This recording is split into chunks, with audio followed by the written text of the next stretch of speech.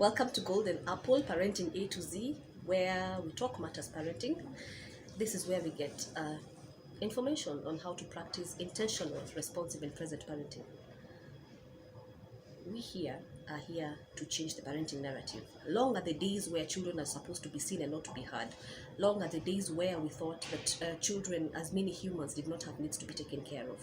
Here we learn that as small as they are, as many human as they are, their needs are valid. Thank you for coming on board. Don't forget to subscribe, to share, and to comment. Now, I know most of us, when we are taking care of our children, we threaten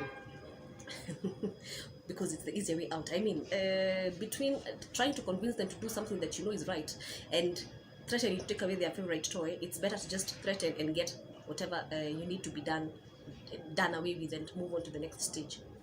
But I want us to focus on implementing boundaries with children in a respectable manner, because when you implement a boundary, you just basically instilling limits so that you can safeguard the child and you can as you protect the needs of the child. When you threaten, you're just trying to coerce them to go along with the boundaries simply because you are too scared to engage with them, or you don't have the necessary skills to help them understand that whatever it is that they're doing is not right. Very practical example. Let's say we have a 2-year-old and we know how toddlers are, and this child decides, they find a bucket in their vicinity and they decide, let me take this bucket, let me put it on top of my head. I mean, that's a typical 2-year-old, you know.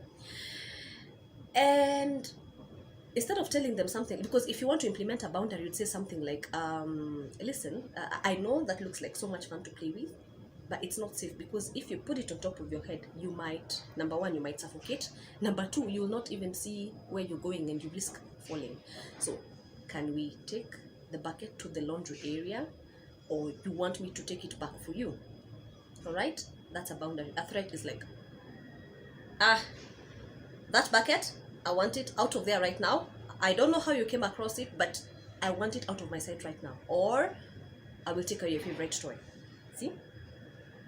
Another practical example is,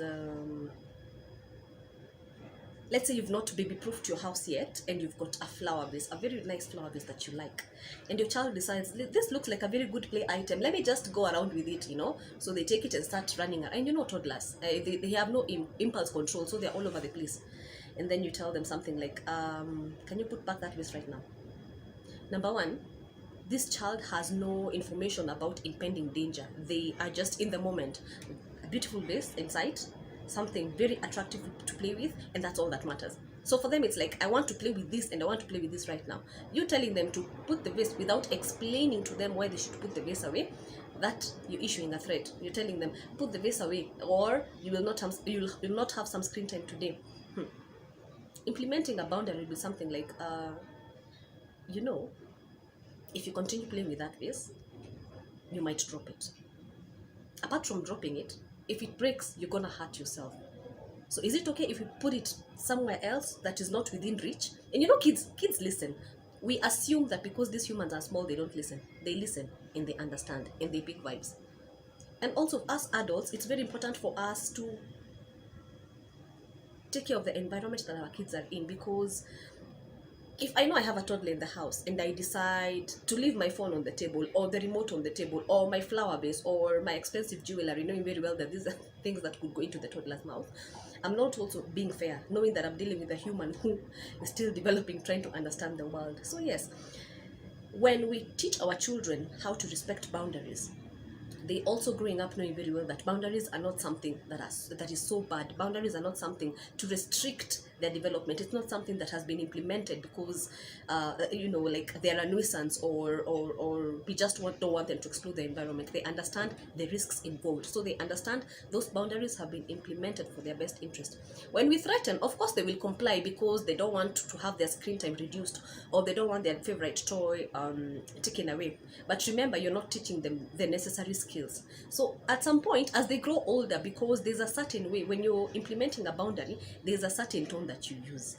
And when you're implementing a threat, there's a certain tone that you use. You'll hear your child speaking the same to their siblings or to their friends or even to you, and then you'll wonder, I don't understand where this tone came from. I don't understand how they just look at me and you know, or roll their eyes, or just grab the toys from their siblings because they know that they'll get hurt, but they learned it from you. When you know better, you do better. As you practice responsive parenting, as you practice intentional parenting, remember, there's nothing like perfect parenting. So cut yourself some slack.